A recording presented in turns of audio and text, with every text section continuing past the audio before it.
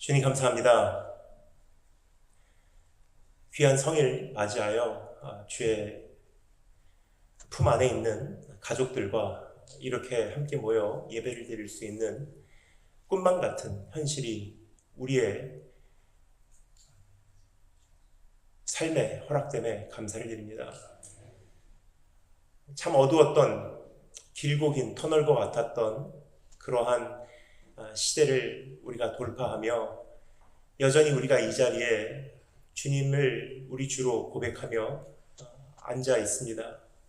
우리 안에 행하신 그 위대한 역사를 찬양합니다. 오늘 우리가 또 말씀 듣기 위하여 이곳까지 찾아왔사오니 예수 그리스도의 보혈을 의지하오니 우리를 정결케 씻어주시고 주 성령께서 우리에게 말씀하여 기름 부어 주시기를 간절히 소망합니다. 예수님의 이름으로 기도드립니다.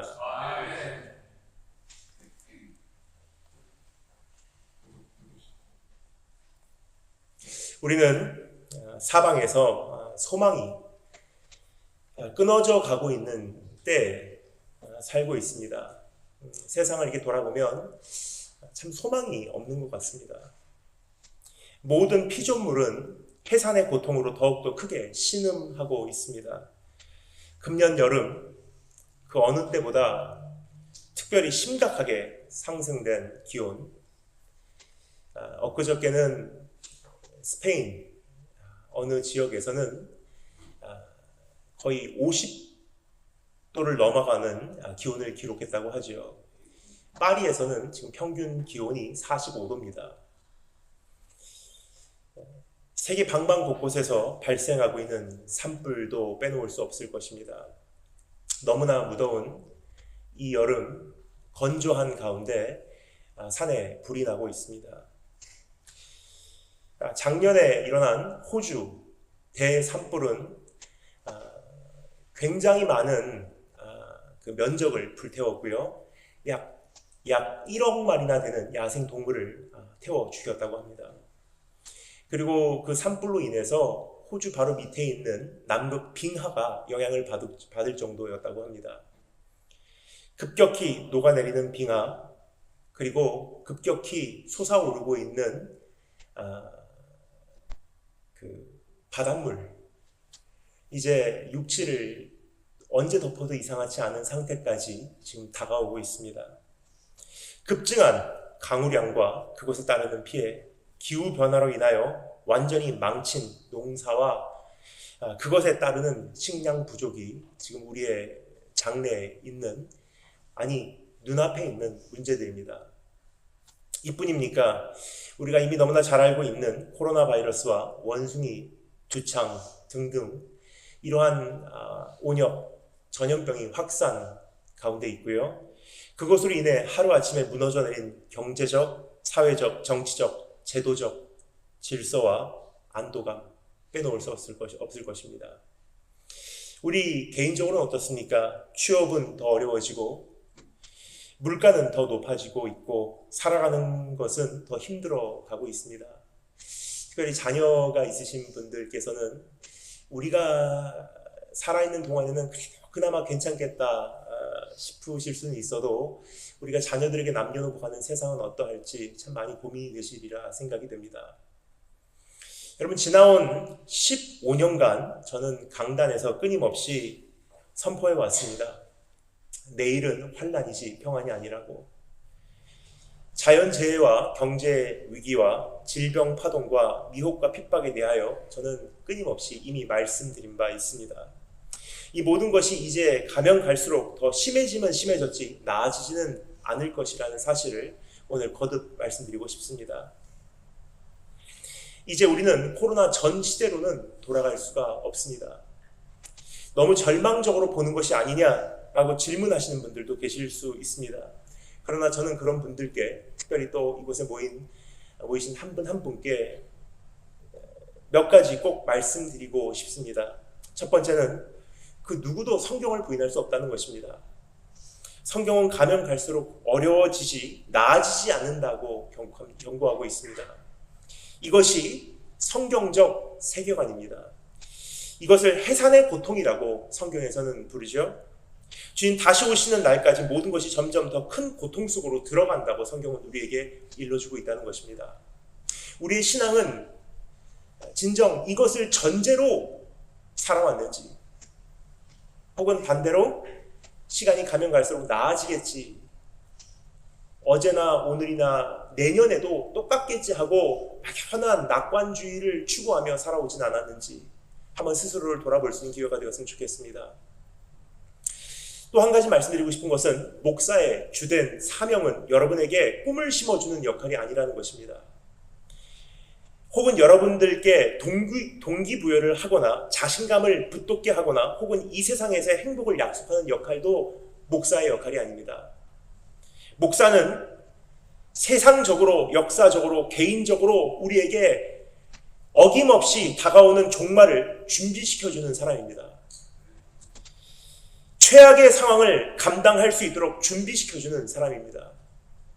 제가 신학교 다닐 때 이러한 강의를 들은 적이 있습니다. 제 인생관, 사역관, 사명관을 뒤집어 놓은 강의였습니다.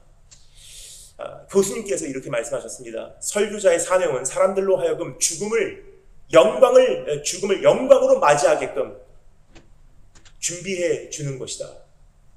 그것을 위해서는 우리가 예수를 전해야 하며 주의 인자하심이 내 생명보다 낫사오니라는 고백에 도달케 하는 것이다. 그런 사람들이야말로 죽음이 닥쳤을 때 영광에서 영광으로 갈 수 있기 때문이다. 다가오는 세계적, 역사적, 개인적 종말을 잘 맞이하고 감당하고 이겨낼 수 있도록 준비시켜준 것이 저의 역할입니다. 그래서 저는 내일이 나아 보인다고 말씀드리지 않겠습니다. 오히려 점점 힘들어지는 속에서 우리는 어떻게 살아갈 것인가에 대하여 말씀드리기를 원하는 것입니다.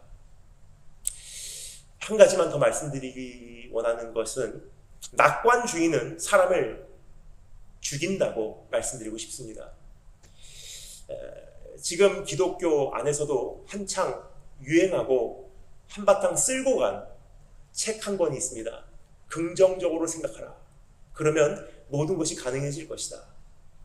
그러나 여러분, 이것은 심리적으로 봐도 사회학적으로 봐도 굉장히 잘못된 내용이라는 것을 알려드릴 수 있습니다.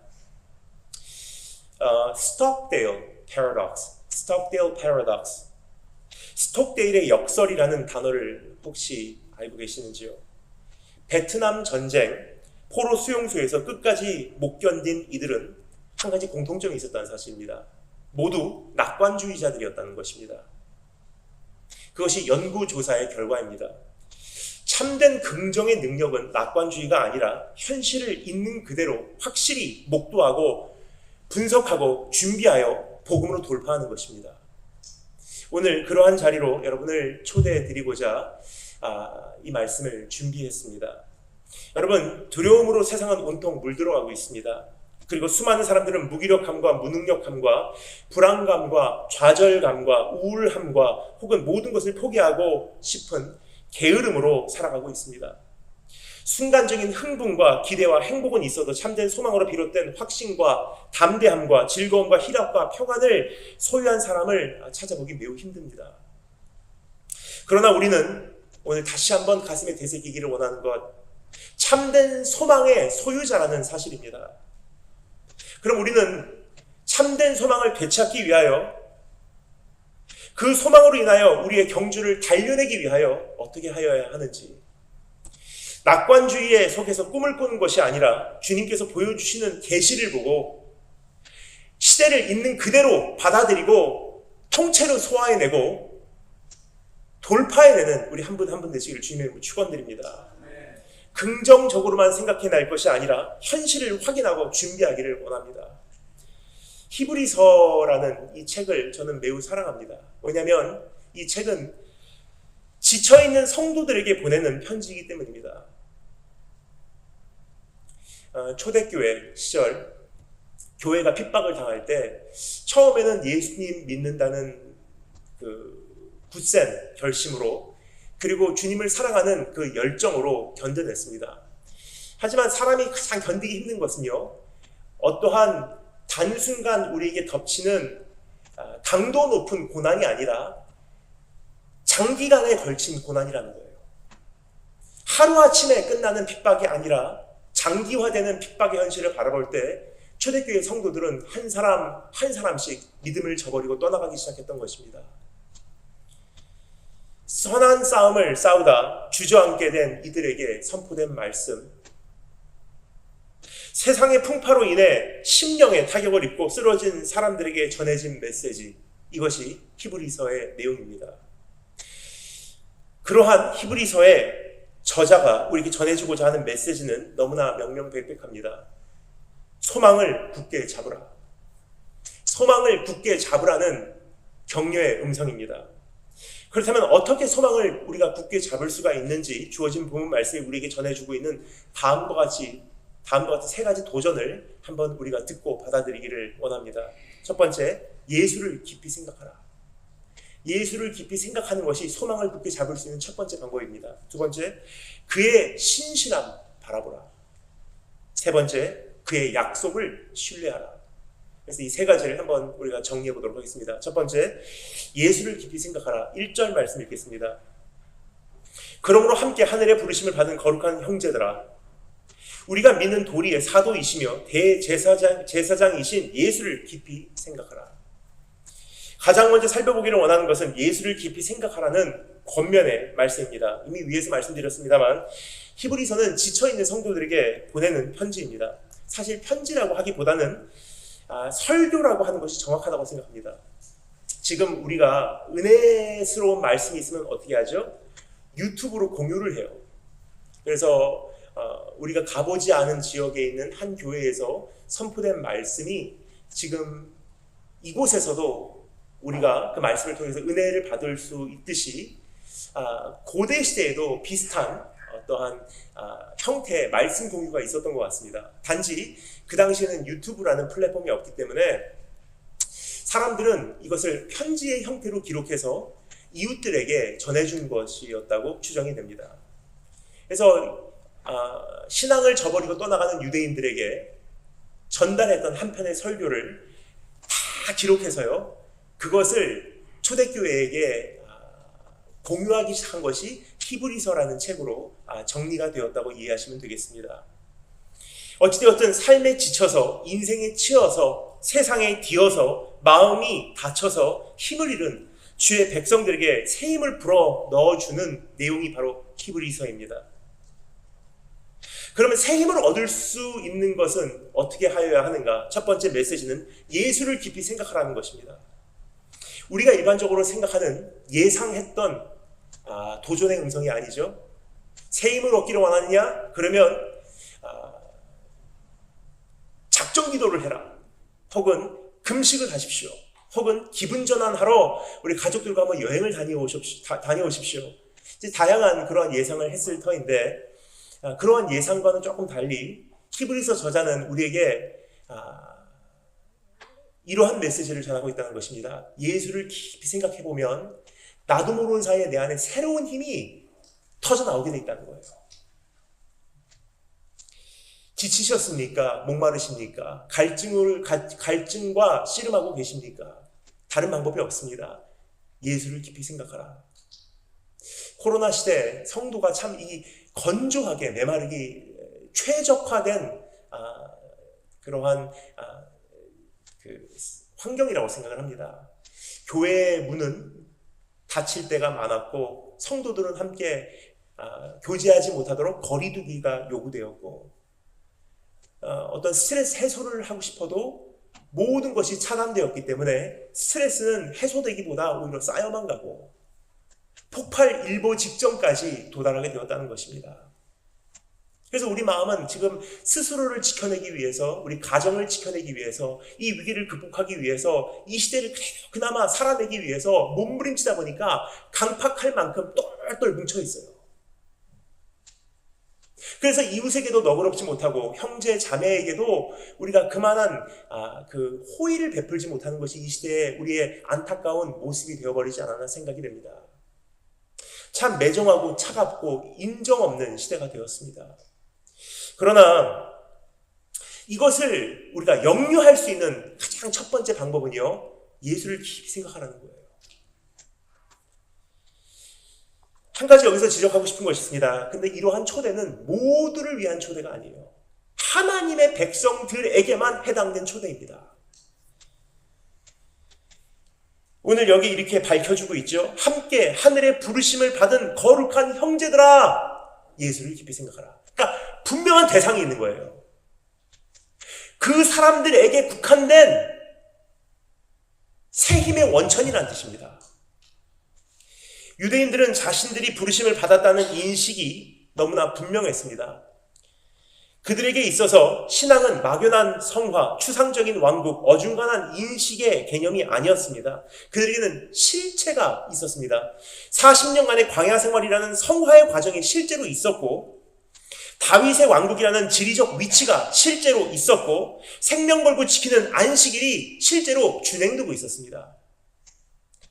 그래서 그들에게 하늘의 부르심을 입은 형제들아 그러면요, 그냥 뜬구름 잡는 그 표현으로 그들에게 와닿는 것이 아니라 우리구나 라는 확신이 있었어요. 근데 그들에게 심겨지는 메시지는 무엇이냐? 예수를 깊이 생각하라. 안타까운 것은 우리가 이러한 그 예수를 깊이 생각해도 별로 어떠한 내 안에 그 새로운 힘이 발휘가 되지 않는 원인이, 오늘 이 시대의 수많은 그리스도인은 막연한 개념으로 신앙생활을 하고 있다는 것입니다.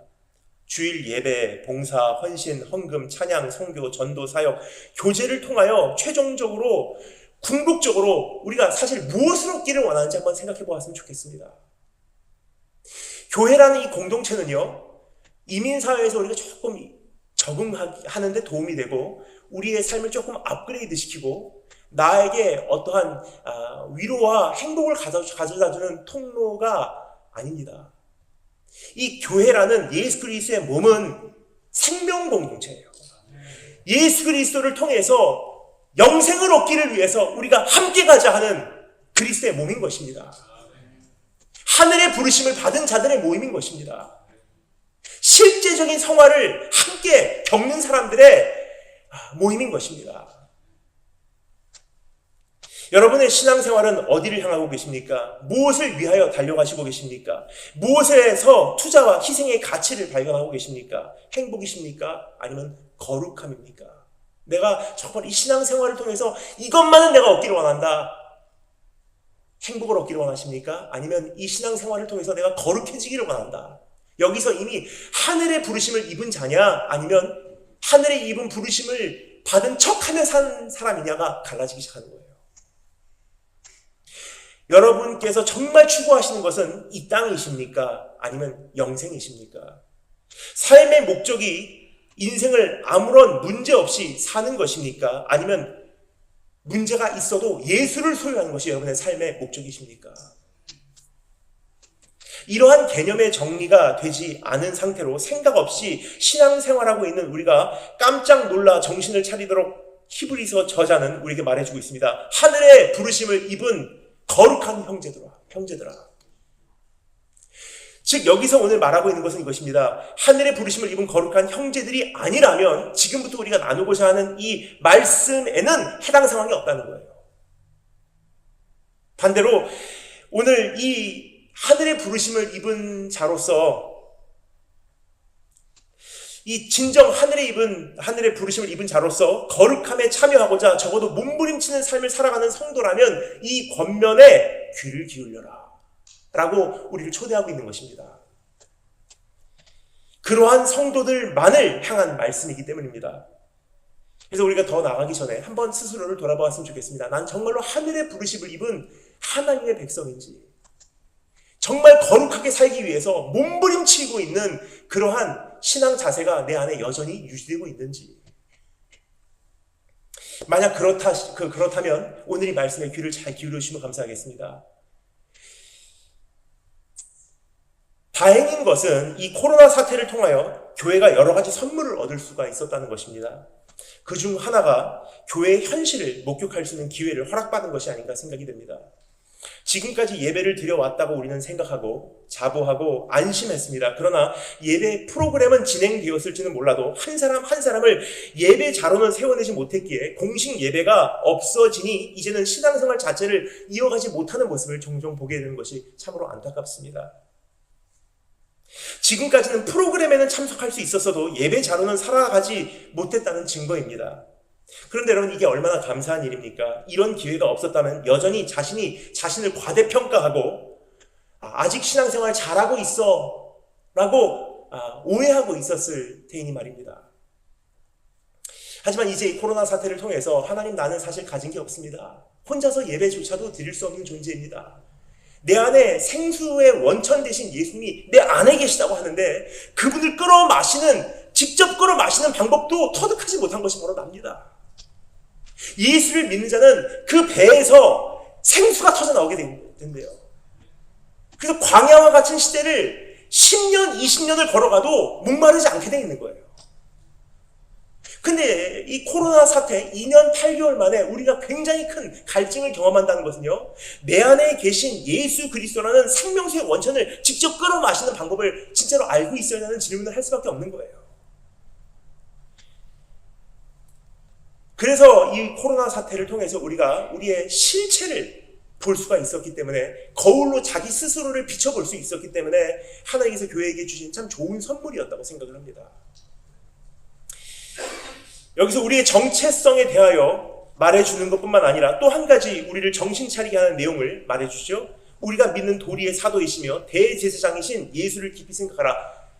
예수를 깊이 생각하라는 것을 영어로는 원어를 다음과 같이 정확하게 번역하고 있습니다. Consider Jesus. 깊이 생각하라. 이것을 영어로 Consider Jesus. Consider라고 하는 단어는 우리가 많이 들으셔서 익숙하실 것입니다. 그런데 이 단어를 의도적으로 이 영어 성경을 번역하는 사람들이 선택을 했어요. 뭐냐? 원어하고 가장 비슷한 단어거든요. Consideres. 라틴어로는 두 단어가 합쳐서 만들어진 합성어예요. Con, with, 함께하다라는 것이고요. Sideres, 이것은 with the stars, 별들이라는 뜻이에요. 그래서 consideres라는 이 consider라는 단어의 어원은 별들과 함께라는 뜻으로 이해하시면 되겠습니다. 별들과 함께.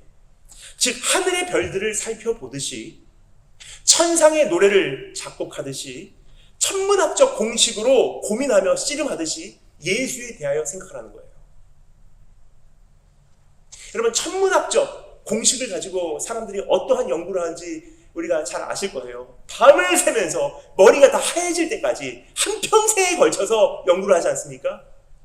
그리고 우리가 밤하늘을 보면 얼마나 감탄을 합니까? 한두 끝도 없이 보고 있을 수 있을 것 같아요. 예수에 대해서 그렇게 생각하래요.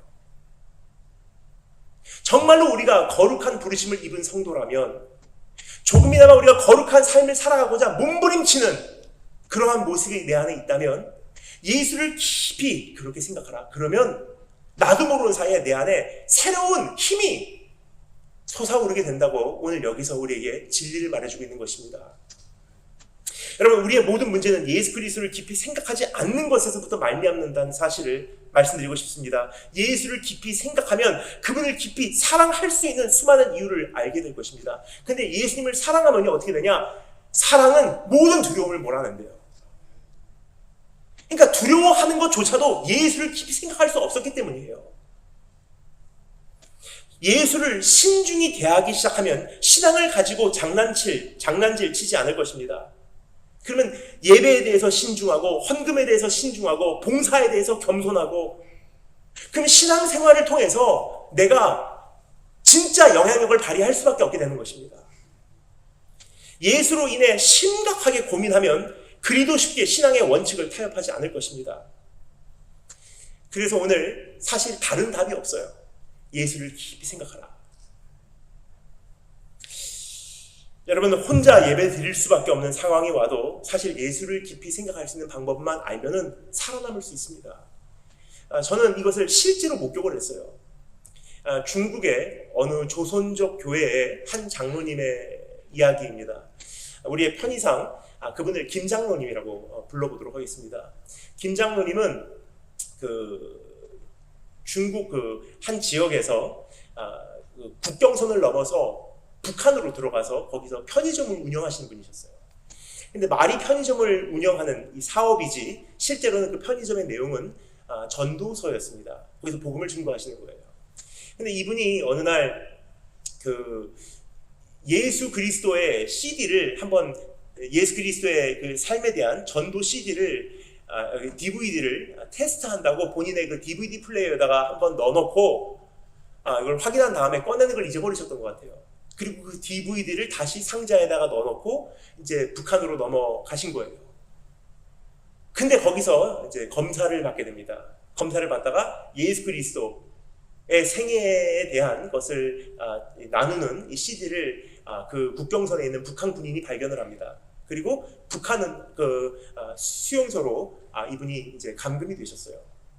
근데 수용소에 들어가니까 이분이 기쁘신 거예요.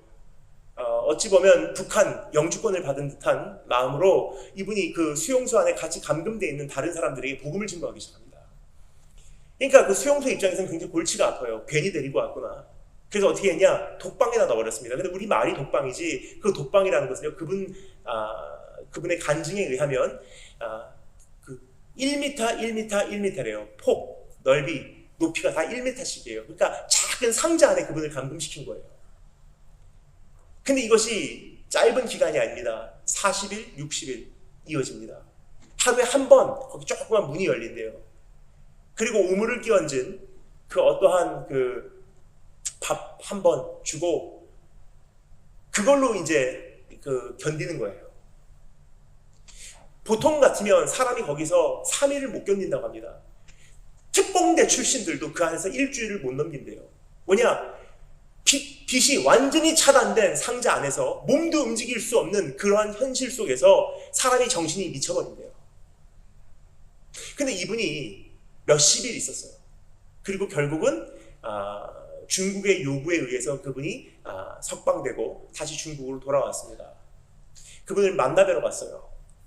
그분을 만나서 제가 궁금했던 것을 여쭤봤습니다. 장로님, 어떻게 하다가 장로님은 정신이 멀쩡하게 그 기간, 긴 기간 동안의 감금 생활을 마치고 이렇게 오실 수가 있었습니까? 그 상자 안에서 도대체 어떻게 하셨길래 미치지 않고 이곳까지 오실 수 있었습니까? 여쭤봤어요. 근데 장로님께서 저에게 하셨던 말씀이 전 지금까지 잊혀지지 않습니다. 그분과의 만남이요, 지난 15년간의 저의 성도사로서의 어떤 방향을 정해주지 않았나 생각이 돼요. 그 장로님께서 이렇게 말씀하십니다. 저는 마시고 있었습니다. 제가 깜짝 놀랐어요. 뭐를 마시고 계셨어요? 저는 제 안에 계신 생수의 원천 되신 예수 그리스도께서 저에게 공급해 주시는 생수를 마시고 있었어요. 제가 소름이 돋더라고요. 제가 미국에서 신학교 다니면서 그것을 이론적으로는 알았는데 제 스스로를 바라보게 되더라고요. 나는 그렇게 못할 것 같아. 예수를 깊이 생각하고 있었던 거예요. 나를 얼마나 사랑하시나. 주님의 신실하심, 주님의 위대하심, 주님의 거룩하심, 주님께서 나의 친구 되심, 구세주 되심, 아버지 하나님의 은혜, 주님의 긍휼하심, 내 삶 속에 이미 허락하신 수많은 은혜, 그걸 다 생각해보고 계셨던 거예요. 여러분, 그게 예배가 아닙니까? 근데 우리는 참 안타까운 것이 이게 물 한 잔을 이렇게 갖고 있는 것 같아요. 컵을. 이 컵을 가지고 우리가 어디에 가서 물을 공급받는 것에 익숙합니다. 물 좀 주세요 해서 영적인 어떤 은혜, 말씀으로 이 컵이 채워집니다. 그럼 잘 마시겠습니다 하고 이것을 일주일 동안 열심히 마셔요. 그것으로 견뎌요. 그런데 이 물이 다 고갈이 되면요, 또 목말라 해요. 근데 이 컵을 가지고 또 어딘가 찾아가는 거예요. 어느 목사님, 어느 집회, 유튜브의 어느 영상. 그리고 그것을 통해서 다 마십니다. 그럼 또 이게 고갈이 되면 또 목말라요. 근데 어느 날 이것이 다 차단돼 본다고 한번 상상해 보시면 좋을 것 같습니다. 그러면 내 컵은 누가 채워주냐? 이번에 우리가 겪었지 않습니까? 갑자기 교회 문이 닫히고 나니까 영적으로 공급받을 곳이 없는 거예요. 그런데 오늘 다시 한번 우리가 되새기기를 원하는 것, 생명수의 원천은 그 어느 곳에 있는 것이 아니라 내 안에 있어요. 성경의 원본이 이게 아닙니다. 이거는 사본일 뿐이에요. 성경의 원본은 어디 계십니까? 말씀의 본체 되신 예수님 내 안에 계세요. 그 김장로님, 그 조그만 상자 안에서 말씀 암송하고 예수님 만나고 주님께 예배하고 만만치 않은 현실을 예수를 깊이 생각하며 넘어갔어요. 오늘 우리가 그러한 자원이 있다는 사실을 기억하시고 오늘 이 시대를 그렇게 준비해 나가시고 스스로를 훈련해 나가시는 축복이 있으리를 주님으로 축원드립니다. 두 번째, 그의 신실함 바라보라. 2절부터 4절 말씀 읽겠습니다. 그는 자기를 세우신 이에게 신실하시기를 모세가 하나님의 온 집에서 한 것 같이 하셨으니 그는 모세보다 더욱 영광을 받을 만한 것이 마치 집 지은 자가 그 집보다 더욱 존귀함 같으니라. 집마다 지은 이가 있으니 만물을 지으신 이는 하나님이시니라. 핍박과 환난 속에서 신앙의 경주를 달리다 지쳐 결국 유대교로 돌아가고자 하는 사람들에게 히브리서 저자는 모세에 대하여 묵상하게 합니다. 당시 그들이 예수는 영접하지 않아도 모세를 비판하지는 않았기 때문이에요. 그래서 접촉점을 찾은 거예요. 여기서 모세는 하나님의 온 집에서 신실하였다고 인정하고 있습니다. 이것은 민수기 12장 7절에서 기록된 내용입니다. 민수기 12장 7절 내 종 모세는 나의 온 집에 충성됩니다. 그랬어요. 우리말로는 충성되다라고 번역되어 있는데 사실은 신실하다라는 것이 더 적합한 표현이 아닌가 생각이 됩니다. 이것은 신실하다라는 표현은 상황에 무관하게 배치된 자리를 지켜낸다라는 뜻이에요. 모세는 자기에게 허락된 그 사명을 끝까지 신실하게 감당해냈다고 하는 것입니다. 결과가 어떠하든지 그 맡은 임무에 충실하다라는 뜻입니다. 주변에 상관없이 자신이 충성을 맹세한 대상을 끝까지 섬긴다는 뜻입니다. 모세의 삶은 태어날 때부터 평탄하지 않았습니다. 그러나 그는 그 자리를 지켜냈고 임무에 충실했고 주님을 찾았습니다. 그리고 주님을 섬겼습니다. 그는 충성되고 신실한 사람입니다. 그런데 여기서 한 걸음 더 나가서 모세보다 위대한 분이 계시다고 여기서 소개를 하고 있어요. 그분은 예수 그리스도이십니다. 그렇다면 예수 그리스도가 왜 모세보다 어떤 점에서 더 위대하다고 여기서 말하고 있는지 한번 살펴보도록 하겠습니다. 2절 말씀, 그는 자기를 세우신 이에게 신실하기를 모세가 하나님의 온 집에서 한 것과 같이 하셨으니 예수님께서 하나님께 더 신실하셨다는 거예요. 모세도 하나님께 신실했는데 예수님은 죽기까지 하나님께 충성했다는 뜻입니다. 여기서 말하는 하나님의 온 집이라는 표현은 하나님의 모든 것을 이야기하고 있는 거예요. 하나님의 경영, 주님의 나라, 주님의 통치, 주님의 계획, 주님의 섭리, 주님의 세계, 주님의 질서, 주님의 교회를 향해서 모세가 신실했는데 예수 그리스도는 그것을 위해서 생명 바쳤다고 이야기하고 있는 것입니다. 예수 그리스도께서 자신을 세우신, 정확한 번역은 자기를 지명하신 하나님께 신실하기를 모세가 하나님의 온 집에서 한 것과 마찬가지라고 알려주고 있는 것입니다. 그러나 한 큰 차이가 또 하나 있습니다. 모세와 예수의 신실함은 역할적인 차원에서 크게 다르다는 것을 알 수가 있습니다. 모세는 하나님의 집에 한 부속품으로 신실하게 그 역할을 감당했지만 그러나 예수 그리스도께서는 그 부속품들을 통하여 집을 건축하는 설계자요, 건설자로서 역할을 신실하게 완수하였다고 여기서 칭찬을 하고 있어요. 3절 4절 말씀이 바로 그러한 내용입니다.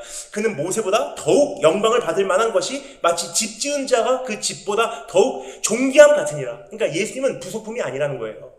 모세는 부속품이었어요. 하나님의 큰 경영, 하나님의 집, 하나님의 그 계획, 하나님의 역사를 지금 아우르는 하나님의 마스터 플랜, 거기에 한 역할을 감당한 것이 모세예요. 신실함으로. 근데 예수님은 그 플랜을 만드신 분이라는 거예요. 집마다 지은 이가 있으니 만물을 지으신 이는 하나님이시니라. 이렇게 생각해 보면 좋을 것 같습니다. 집을 설립하기 위한 여러 가지 재료가 동원되죠. 이러한 소재가 아무리 훌륭하다고 해도요, 모세, 그러한 소재를 사용하는 건축가가 실수하면 그 재료는 아무 소용이 없어집니다. 그러니까 모세도 훌륭했어요. 공사를 하기 위한 이 소재도 훌륭했는데 더 중요한 것은요, 그 소재를 잘 활용해서 하나님의 계획을 완성하시는 예수 그리스도가 더 위대하시다는 거예요. 여기서 우리가 얻을 수 있는 위로가 있습니다. 우리 자신을 돌아볼 때 우리가 참 부족한 것 같아요. 참 많이 부족합니다. 또 넘어지고 또 실수하고 여전히 연약해요. 그리고 시대는 너무나 악하고 세상은 너무나 어지러우며 현실은 너무나 벅차기만 하고 미래는 너무나 막막하기만 합니다. 그래서 우리가 소망을 잃지요. 정말 좋은 게 있나 하는 생각을 해요. 저는 일본 사람들을 참 존경을 해요. 제가 거기서 살았고 언젠가 일본 선교사로 완전히 들어갈 것이기 때문에 일본 사람을 존경하는 것이 아니라 사실 굉장히 양심적으로 사는 부분이 일본 사람들 안에 있는 것 같아요.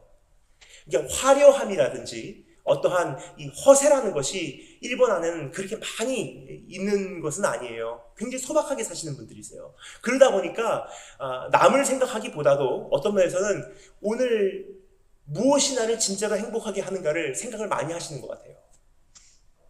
그래서 일본에 보면 자살률이 굉장히 높습니다. 우울증률도 상당히 높아요.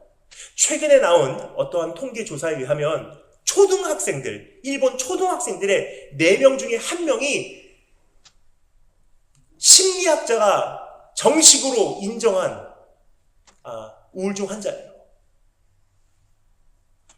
일본 사회가 망할 것 같다라고 진단하시는 분도 계시겠지만 저는 그렇게 생각하지 않습니다. 양심적이기 때문에 우울증에 걸릴 수밖에 없는 거예요.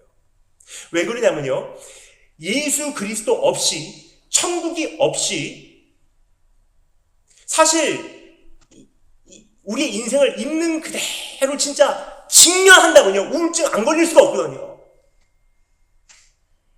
반대로 예수님도 없이, 천국도 없이, 하늘 소망도 없이 죽은 다음에 우리가 정말 하나님 품에서 영원토록 살리라는 그런 기대감도 없이 이 세상을 우울증 없이 살아간다는 것은요, 신중하게 생각해본 기회가 없다는 뜻이에요. 여러분, 이 세상 사실 소망이 어디 있습니까?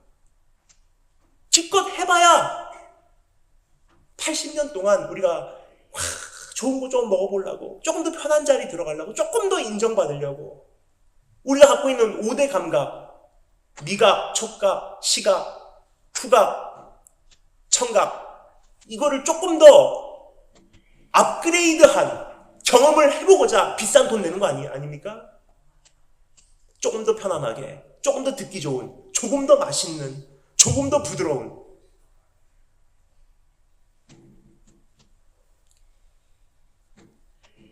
예수 그리스도 없이는 사실 아무 소망이 없습니다. 그러다 보니까 일본 사람들이 신중하게 인생을 바라본 것 같은 생각이 들어요. 다 굉장히 우울증으로 힘들어하신 분이세요. 그런 분이 참 많은 것이 안타깝지만 어떻게 보면 좋은 현상이 아닌가 생각이 돼요. 왜냐, 그만큼 준비가 됐다는 거예요. 이제 복음만 들어가면 굉장히 많은 사람들이 추수될 거라고 생각을 하니까 기대가 됩니다. 근데 우리가 한번 신중하게 생각해 봤으면 좋겠어요. 우리에게는 정말 그러한 소망이 있는가? 이 세상에 소망이 없습니다. 하지만 우리를 사용하여 하나님의 경영을 신실하게 완성하실 그분의 손길은 여전히 완벽하다는 거예요. 그분을 생각할 때 소망이 생기는 거예요. 그분을 생각할 때 기대가 되는 거예요. 나는 연약하고 사실 내 인생 그 자체만으로는 아무 소망이 없지만, 무의미하고 공허하지만 밤에 잠을 자다가 벌떡벌떡 일어날 만큼 이 아내가 그냥 휑해요. 결국 이게 뭐를 위한 것인가 하는 생각을 합니다. 그런데 주님 계시니 우리의 인생이 의미가 없진 않겠구나. 내 인생을 통해서 주님 뭔가 지금 집을 짓고 계시니 내 인생이 하나님 나라에서 뭔가 참 귀한 일을 감당하겠구나. 내 작은 섬김도, 이 보잘것없는 섬김이라 할지라도 주님이 건축자시니, 주님이 나 같은 부족한 소재를 통하여 하나님의 집을 위대하게 건축하실 것이니, 나에게는 오늘의 장애도 하나님 쓰실 것이고, 오늘의 연약함도 하나님 쓰실 것이고, 오늘의 부족함도, 내가 정말 씨름하고 있는 내 정말 부족한 이 모습도, 이 상처도 주님께서 쓰실 것이니 얼마나 좋습니까? 그래서 우리가 그분을 신뢰하는 것이고 그분 안에서 우리가 소망을 발견하는 것입니다. 여러분, 저는요, 제 모습 이 자체만으로는 사실 기대할 것이 없다고 생각해요. 근데 연약함이나 부족함이나 오래된 묵은 상처나 아직도 저를 그 사냥꾼이 그 먹잇감을 이렇게 사냥하러 나와서 추적하는 그와 같은 모습으로 끊임없이 저를 추적하는 잊혀지지 않는 상처들 있잖아요. 살아오면서 벌떡벌떡 가끔 자다가 일어날 때 그런 상처들이 나를 밤잠에서 깨울 때가 있지 않습니까? 그런 나라고 해도 희망이 있는 이유는요, 주님 계시기 때문이에요. 마지막 세 번째, 그의 약속을 신뢰하라. 5절 6절 읽겠습니다. 또한 모세는 장래에 말할 것을 증언하기 위하여 하나님의 온 집에서 종으로서 신실하였고 그리스도는 하나님의 집을 맡은 아들로서 그와 같이 하셨으니 우리가 소망의 확신과 자랑을 끝까지 굳게 잡고 있으면 우리는 그의 집이라 그래요. 하나님께서 우리의 인생을 자신의 계획으로 만들어내신다는 거예요.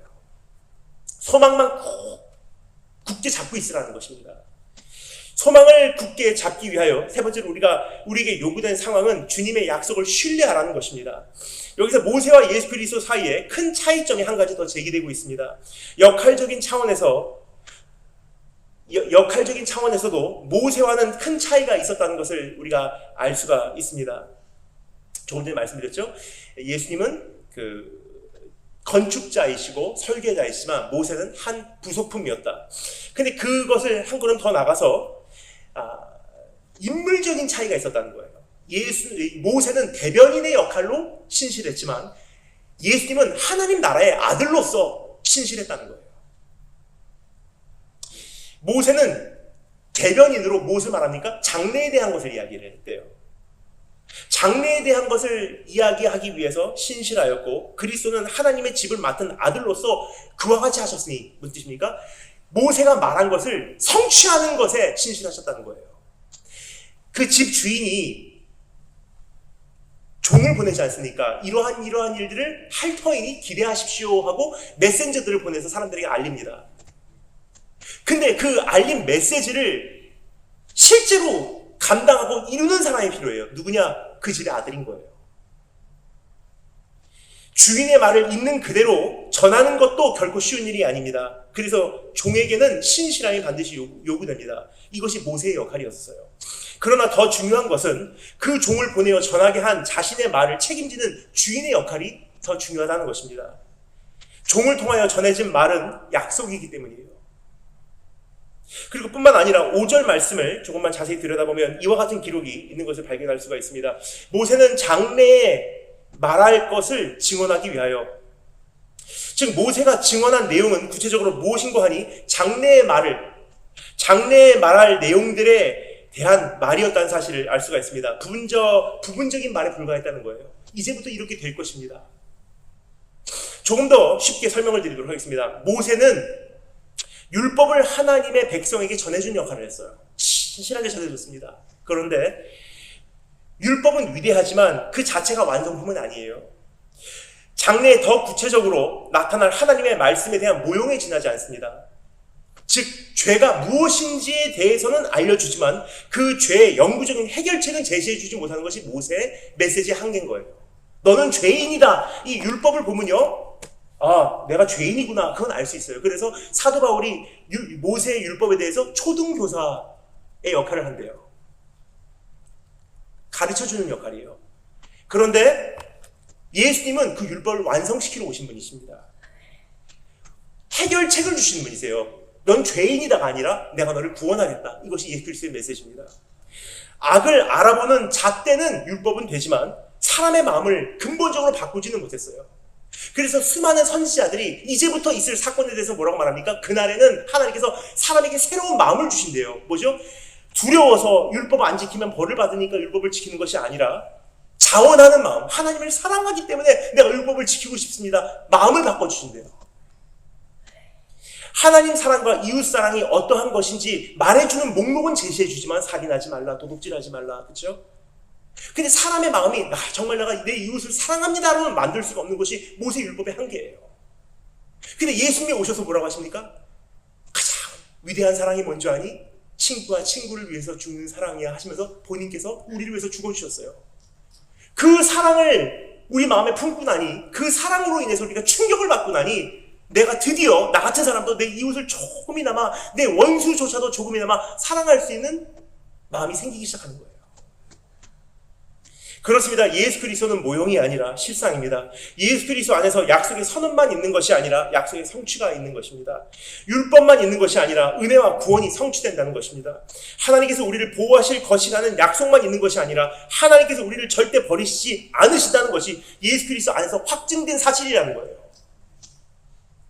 그래서 예수님을 보면요, 우리가 한 가지 알 수 있어요. 나를 버리신다고 나를 버리시지 않으신다고 하셨어라는 그냥 음성만 들리는 게 아니에요. 실상을 보는 거예요. 진짜로 안 버리셨구나. 어디까지? 십자가에서 숨이 마지막 넘어가는 순간까지 끝까지 우리를 부인하셨어요. 언젠가 말씀드린 적이 있습니다. 십자가 상에서의 가장 고통스러운 게 무엇이었을까? 여러분 뭐라고 생각하십니까? 무엇이었다고 생각하십니까? 면류관이라고 생각하십니까? 사람들이 예수님을 조롱하는 수치심이었다고 생각하십니까? 전 전혀 그렇지 않다고 생각합니다. 예수님께서 십자가에서 가장 힘드셨던 것은 무엇이냐? 심리전이었어요. 여러분, 사람이 자기가 이 현재 고난의 상황에서 충분히 나올 수 있는 해결책이 있다면요, 사람은 본능적으로 그 해결책을 사용하게 돼 있어요. 근데 본인이 그 안에 해결책이 있음에도 불구하고 죽음으로 이제 꼴깍 넘어가는 순간까지도 그 해결책을 사용하기를 거절한다는 것은요, 이건 자기와의 싸움이에요. 예수님은 충분히 십자가 위에서 내려오실 수 있었어요. 근데 마지막 숨이 넘어가는 순간까지 죽기로 작정하신 거예요. 왜 그러셨습니까? 우리를 버리지 않으신다는, 하나님께 우리와 함께 하신다는 약속뿐만이 아니라 약속을 성취하시기를 위해서. 그래서 이제 예수님은 하나님의 약속을 우리 안에 이루어내시는 분이라는 사실을 기억할 때, 성경에 있는 모든 약속이 어떤 추상적인 약속이 아니라는 거예요. 실제로 나의 삶에 그렇게 되는 약속들이에요. 그렇게 진행되고 있는 약속들입니다. 어떤 약속들이 있는지 다 살펴볼 수는 없지만 제가 오늘 몇 가지만 읽어드리고 말씀 마치도록 하겠습니다. 이런 약속들이 있다는 사실 여러분 기억하시는지요? 이런 약속들이 이제는 어떠한 좋은 말씀이야, 나에게 좀 격려를 주는 말씀이야가 아니에요. 실제로 예수님 안에서 이것이 이렇게 될 거야 라는 것이 우리에게 약속된 바라는 것입니다. 예레미야 29장 11절, 하나님 여호와 하나님의 말씀이니라. 너희를 향한 나의 생각을 내가 안 하니 평안이요 재앙이 아니라 너희에게 미래와 희망을 주는 것입니다. 그 약속 예수님 안에서 이루어집니다. 시편 50편 15절 말씀, 환난에 나를 부르라. 내가 너를 건지리니 네가 나를 영화롭게 하리로다. 예수님 안에서 이것도 성취됩니다. 마태복음 29장 20절 말씀, 내가 세상 끝날까지 너희와 항상 함께 있으리라 하시니라. 예수님 안에서 이것이 지금 이루어지고 있어요. 이사야서 28장 2절 말씀, 네가 물 가운데로 지날 때 내가 너와 함께 할 것이라. 강을 건널 때 물이 너를 침몰하지 못할 것이며 네가 불 가운데로 지날 때 타지도 아니할 것이요 불꽃이 너를 사르지도 못하리니. 마가복음 16장 말씀, 믿는 자들에게는 이런 표적이 따르니 곧 그들이 내 이름으로 귀신을 쫓아내며 새 방언을 말하며 뱀을 집어 올리며 무슨 바이러스를 마실지라도 해를 받지 아니하며 병든 사람에게 손을 얹은즉 나으리라 하시더라. 요한복음 14장, 나의 평안을 너희에게 주노라. 내가 너에게 주는 평안은 세상이 주는 것과 같지 아니하니라. 너희는 마음에 근심하지도 말고 내일에 대하여 두려워하지도 말라.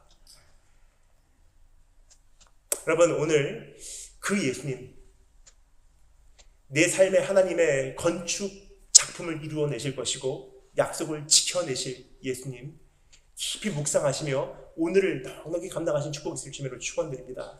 한 가지만 읽어드리고 말씀 마치게요. 제가 참 이번 코로나 이 시국에 제가 참 많이 들으면서 은혜를 받은 찬양이에요. 이 찬양은 원래 굉장히 오래전에 쓰여진 시입니다. 누가 썼냐 하면 디트리히 번호퍼라고 하는 순교자, 요 목사님이 신학자요, 하나님의 종이 쓰신 시입니다. 근데 이 시는 언제 쓰여졌냐면, 이것은 그 디트리히 번호퍼, 목사님께서 1945년 4월 9일에 게스타포 수용소에서 사형당하기 전에, 이제 멀지 않아서 이제 당하시게 되는데, 사형당하기 거의 직전에 정리한 신학적 남긴 자신의 신앙 고백입니다. 그것을 요즘에 이제 멜로디를 붙여서 부릅니다. 하지만 제가 그 시를 읽어드릴게요. 우리말로 번역된 버전을 읽어드리겠습니다. 그 선한 힘에 고요히 감싸여 그 놀라운 평안을 누리며. 여러분, 이게 사형당하기 바로 직전의 사람의 고백이에요. 그 선한 힘에 고요히 감싸여 그 놀라운 평안을 누리며 나 그대들과 함께 걸어가네. 나 그대들과 한 해를 여네. 지나간 허물 어둠의 날들이 무겁게 내 영혼 짓눌러도 오 주여 우리를 외면치 마시고 약속의 구원을 이루소서. 그 선한 힘이 우리를 감싸시니 믿음으로 일어날 일 기대하네. 주 언제나 우리와 함께 계셔 하루 또 하루가 늘 새로워. 주께서 밝히신 작은 촛불이 어둠을 헤치고 타오르네. 그 빛에 우리 모두 하나 되어 온누리에 비추게 하소서. 그 선한 힘이 우리를 감싸시니 믿음으로 일어날 일 기대하네. 주 언제나 우리와 함께 계셔 하루 또 하루가 늘 새로워. 이 고요함이 깊이 번져갈 때 저 가슴 벅찬 노래 들리네. 다시 하나가 되게 이끄소서. 당신의 빛이 빛나는 이날. 그 선한 힘이 우리를 감싸시니 믿음으로 일어날 일 기대하네. 주 언제나 우리와 함께 계셔 하루 또 하루가 늘 새로워. 여러분, 오늘 만만치 않은 시대에 예수님 안으로 돌아오시면 소망을 찾을 수 있습니다. 다 기도하겠습니다. 주님, 우리가 지금 한 가지 기도 제목 가지고 함께 기도하려고 합니다. 우리의 기도를 들어주시고 우리 안에 소망을 불어넣어 주시기를 간절히 원합니다. 소망이 끊겨져서 내가 이웃을 대하는, 심지어 내 가족을 대하는, 내가 사랑하는 사람들을 대하는 태도도 거칠게 되었어요. 왜냐하면 소망이 끊겼기 때문입니다. 우리 자녀들을 봐도 이제 어떠한 장래를 살아가게 될지 때로는 참 안쓰럽습니다. 우리가 남겨주고 가는 세상이 그러한 세상이 되어버렸기 때문입니다. 그리고 여러분, 오늘 이 가운데 여러 가지 고민 끝에 우울증으로 지금 씨름하고 계신 분들은 계시지 않으신지요? 고독함과 외로움, 고립됨, 감금됨, 그러한 상황으로 인해서 모든 희망이 끊겼다고 생각하시는 분은 계시지 않으신지요? 오늘 주님 앞에 나와서 우리 다 같이 함께 짧게나마 기도하기를 원하는 것, 주님 나에게 소망을 불어넣어 주시기 원합니다. 다른 것이 아니라 다른 것을 통해서 얻는 소망, 질 얕은 일시적인 부분적인 소망이 아니라 이제는 참된 소망, 예수 안에서 발견케 하여 주시기를 간절히 소망합니다. 우리 다 같이 함께 기도드리겠습니다. 기도합니다.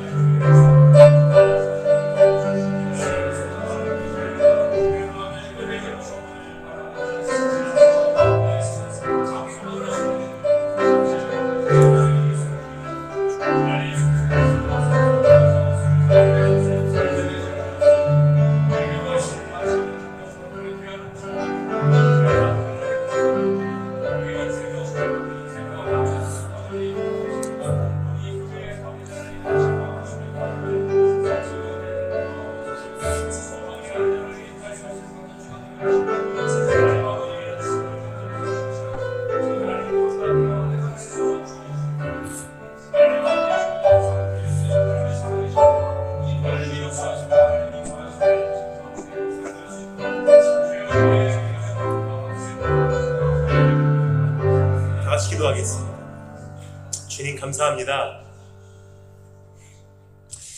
주님, 다가온 죽음 앞에서도 눈 하나 깜빡하지 않는 것이 성도의 원래 모습인데 우리는 눈에 보이지 않는 작은 미생물 때문에 일어난 여러 가지 현실로 죽고 싶은 생각까지 들은 적이 있었음을 주님 앞에 고백드립니다. 이렇게 연약해진 우리의 모습을 주님 책망하지 마시고 주의 백성을 기억하사 돌아봐 주시고 주님께서 민망히 여겨주시며 오늘 주의 품으로 품어주시기를 간절히 소망합니다. 그래서 우리가 또 일시적인 부분적인 미완성적인 소망을 품고 그것으로 천진난만하게 기뻐하는 것이 아니라 이제는 알 건 알되 이제는 예수 그리스도 안에서 영원히 변하지 않는 참된 소망으로 우리가 일어날 수 있도록 도와주기를 간절히 소망합니다. 주님, 특별히 오늘 물질 주님 앞에 올려드립니다. 드린 이 물질이 하나님 나라에 흠양되게 하시고 드린 손길들을 주님 목격하셨사오니 갑절의 은혜로 주님께서 직접 갚아 주시기를 간절히 소망합니다. 그래서 무엇보다 지금 가장 필요한 것들이 무엇인지 주님께서 제일 잘 아시오니 삶에서 지금 정말 필요하다 하는 것으로 주님께서 채워주시고 하나님의 은총을 경험하게 하시기를 간절히 원합니다. 이제는 다시 오실 우리 주 예수 그리스도의 은혜와 그 아들을 이 땅에 보내시기까지 우리를 사랑하신 하나님 아버지의 사랑과 그 사랑을 우리에게 끊임없이 증거하시며 우리의 눈을 열어 믿음의 주여 우리를 온전케 하신 이인 예수를 바라보게 하시는 성령님의 교통하심과 함께 하시는 역사가 지금 이곳에서 다시 한번 내가 예수를 깊이 생각하노라 작정하는 한 사람 한 사람 머리 위에 지금부터 영원토록 함께 하시기를 축복 기도합니다. 아멘.